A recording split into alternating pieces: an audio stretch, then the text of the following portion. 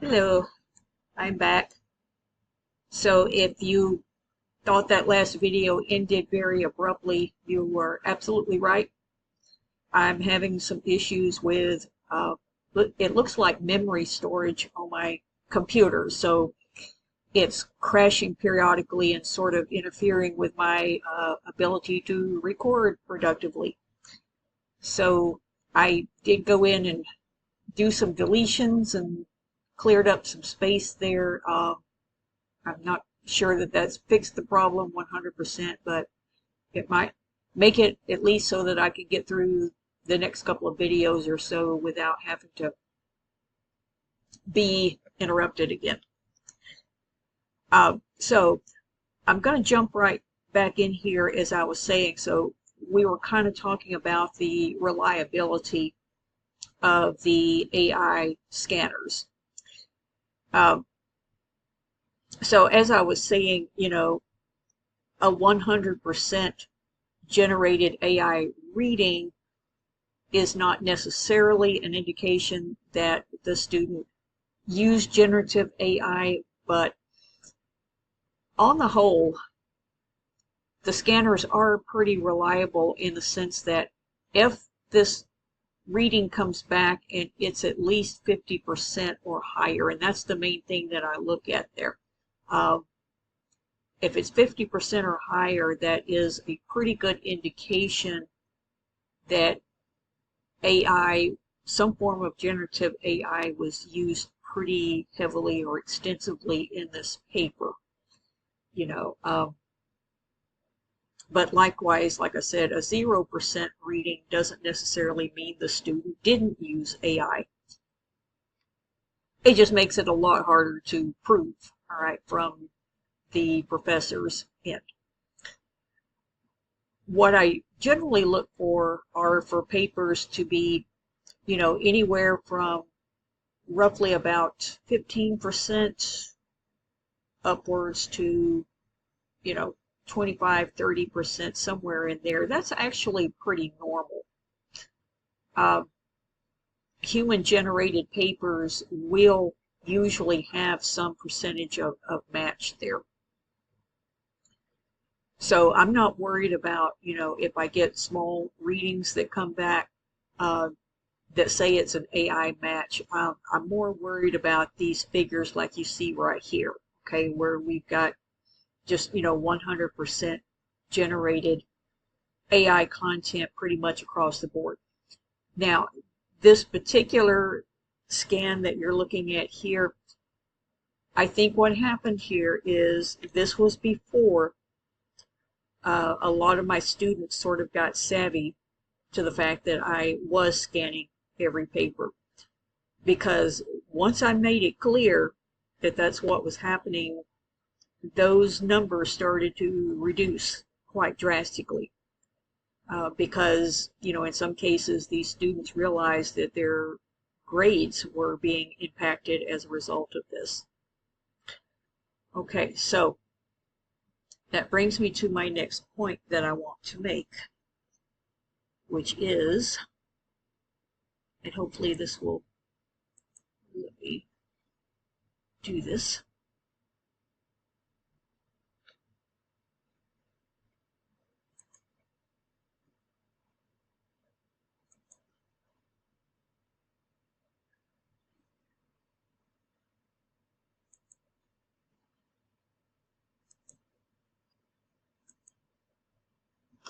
Okay, here we go.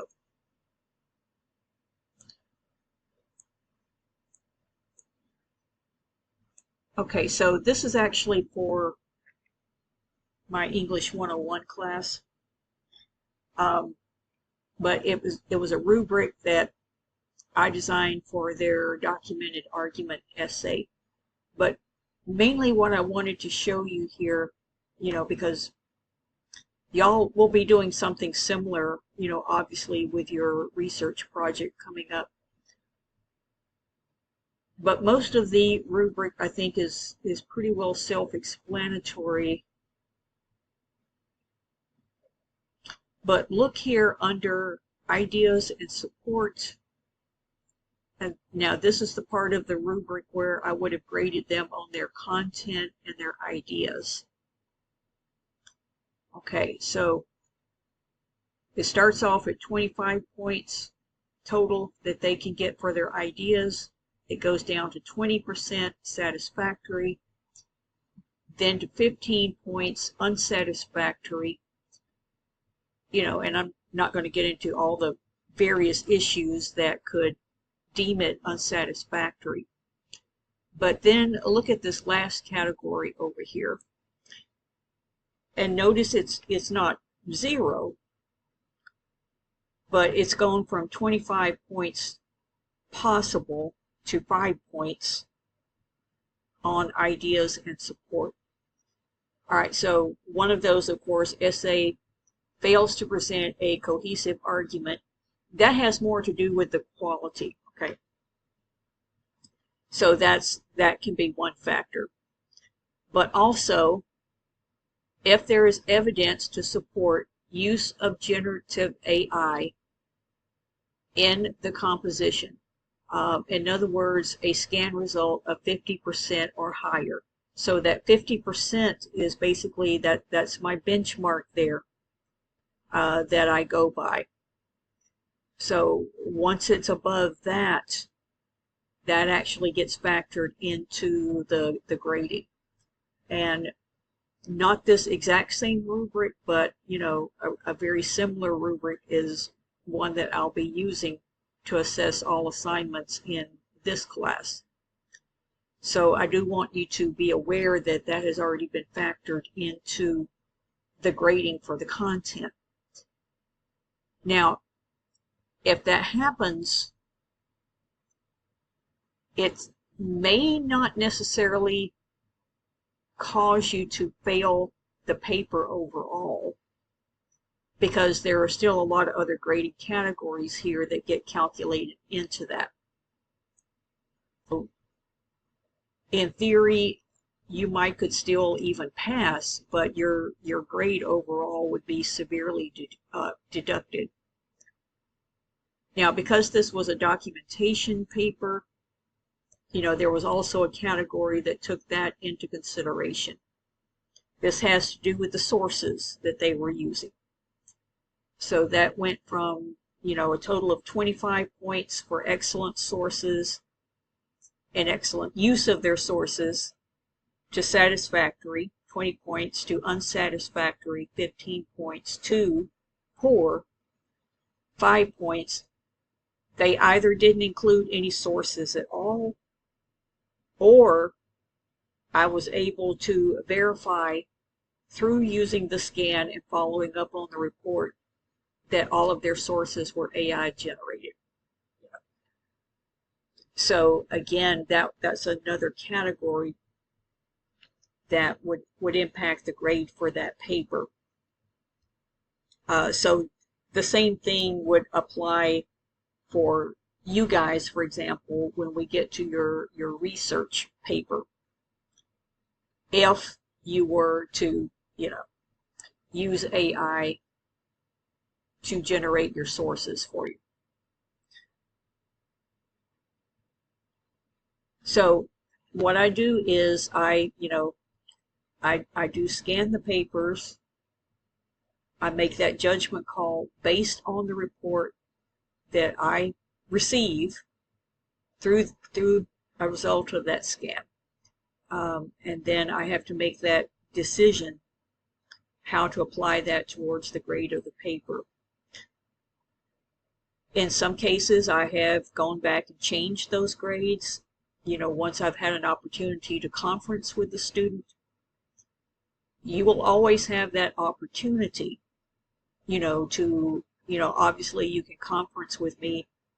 You can plead your case, as they say, because in some cases, it is unintentional.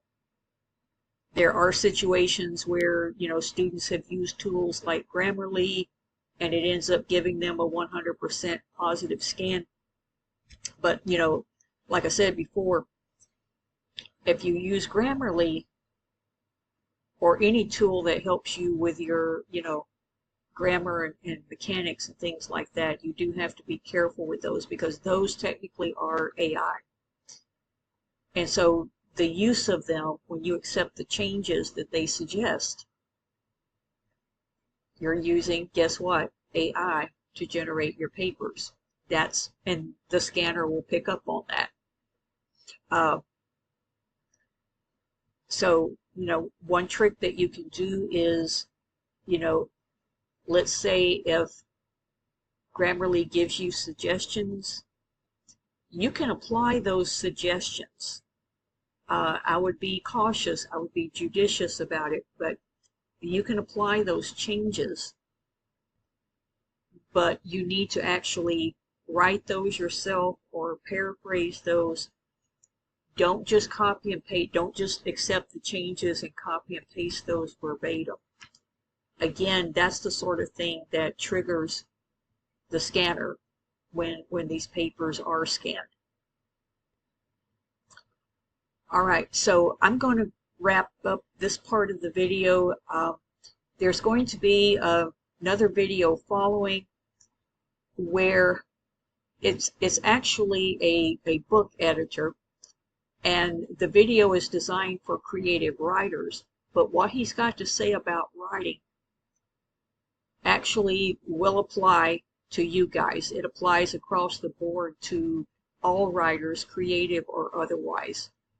And he's going to talk to you about the importance of voice. And that's the single biggest thing that I want you to take from this module, is that I want you to be comfortable in this class with expressing your own voice to the point that you don't feel like you have to rely on these crutches like generative AI to be able to write a good paper. All right, so I'm going to close out here before my computer crashes or something and closes it out for me. I will talk to y'all soon.